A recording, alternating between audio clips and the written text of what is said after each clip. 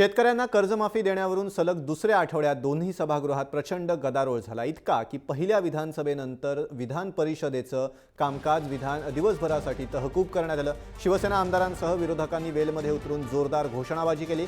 असा गदारोळ सुरू असतानाच महसूल मंत्री चंद्रकांत पाटील यांनी एवढी मोठी घोषणा कोणत्याही तरतुदीशिवाय करता येत नाही असं स्पष्ट केलं।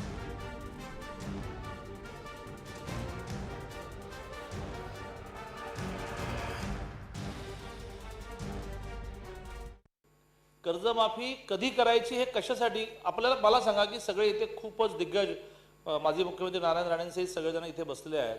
अशा प्रकारे शासनाचा इतका मोठा निर्णय असा सभागृहामध्ये त्याचं काही कॅल्क्युलेशन न करता किती जबाबदारी सरकारवर येणार आहे, सरकारची क्षमता किती आहे, केंद्रात किती मावूया असा कुठलाच विचार न करता करणं खूप गांभीर्याने बोलतोय की या विषयावर मी असं म्हणत नाही की आता सभागृह सुरू करा, पण सभागृह सुरू झालं पाहिजे, कामकाज व्हायला पाहिजे। अनेक प्रश्न अनेक लक्षवेधी पेंडिंग आहेत।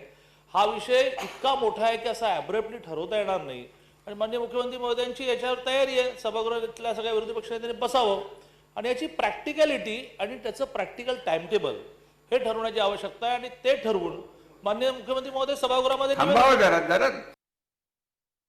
अशा वेळेला सभागृहांच्या नेत्याकडून आमची ही अपेक्षा नव्हती की कर्जमाफीसाठी नेमके आम्हाला किती आकडेवारी काय त्या ठिकाणी करावी लागणार आहे। सरकारकडे जर काही ही माहिती नसेल तर हे सरकार शेतकरी द्रोही आहे असं मला आवर्जून या ठिकाणी अनेकांनी सांगायचं आहे। ही माहिती जर काही प्राथमिक स्वरूपाची सरकारकडे माहिती नसेल, कर्जमाफी आणि कर्जमुक्ती करण्याच्या घोषणा वारंवार करण्यासंबंधीची भूमिका घ्यायची। राज्यामध्ये हजारो कोटी रुपयाचे प्रकल्प आणले जातात, त्या बाबतीमध्ये तुम्हाला घोषणा करता येऊ शकते 1 रुपयाची तरतूद नसताना।